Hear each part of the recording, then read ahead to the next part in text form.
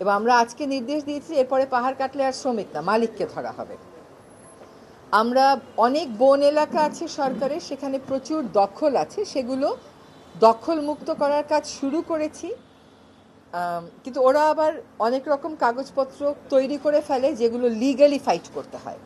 তো আজকে বলা হয়েছে যে কতগুলো জায়গায় আমরা দৃষ্টান্ত সৃষ্টি করব, যেমন মধুপুর শালবন, এটার সীমানা চিহ্নিত করে শালবন ফিরিয়ে আনার কাজটা আমরা শুরু করে দিয়ে যেতে চাই। আরেকটা যেটা কক্সবাজারে 51 একর, ওটা আপনারা জানেন, ওইটা কিন্তু সরকারি কর্মকর্তা কর্মচারীর আবাসন প্রকল্প। এটা কিন্তু 700 একরটা না, ট্রেনিং সেন্টারটা না। ওখানে সংরক্ষিত বন কেটে পাহাড়টাকে ছোট করে একটা একটা করে প্লট এখনও দখলে নিয়ে রেখেছে, যদিও সব মামলাতে ওরা হেরেছে। তো আজকে ওনাকে বলা হলো যে আপনি এই পাহাড় আমাকে মুক্ত করে দিয়ে যান এবং এই সংরক্ষিত বন আমাকে মুক্ত করে দিয়ে যান।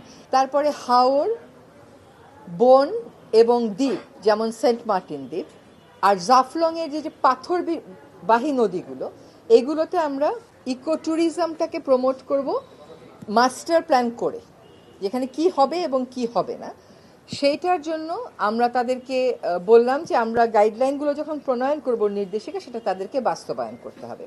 তিস্তার ব্যাপারে কথাটা হলো যে অনেকগুলো কথাই আসলে জনসমক্ষে তথ্য দেয়া হয় না বলে কতগুলো ভ্রান্ত ধারণার ভিত্তিতে, যেমন মহাপরিকল্পনা বাস্তবায়ন করে, মহাপরিকল্পনাই তো নেই, কোথা থেকে বাস্তবায়ন করব?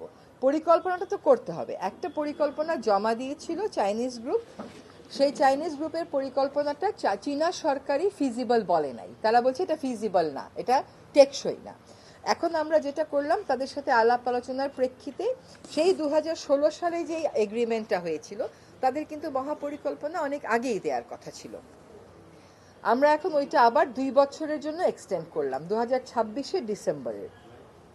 কিন্তু আমরা বললাম যে এই পরিকল্পনায় কি থাকবে কি থাকবে না, এটা তিস্তা এলাকার মানুষের মতামত শুনে তারপরে করতে হবে।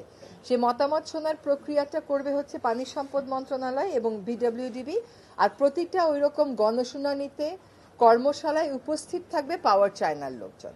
এবং তারা যখন এখন এই মহাপরিকল্পনা রিভাইজ করে দেবে, এই মহাপরিকল্পনা ওটাই যেন তারা এই জনমতের প্রতিফলনটা ঘটায়। আরেকটা হচ্ছে, যদিও তাদেরকে আমরা 2 বছর সময় দিয়েছি, তারা পরিকল্পনা করে দেবে, তারপরে আমার প্ল্যানিং কমিশন ওটা অ্যাপ্রুভ করবে, তারপরে ওটা চায়না সরকারের কাছে যাবে।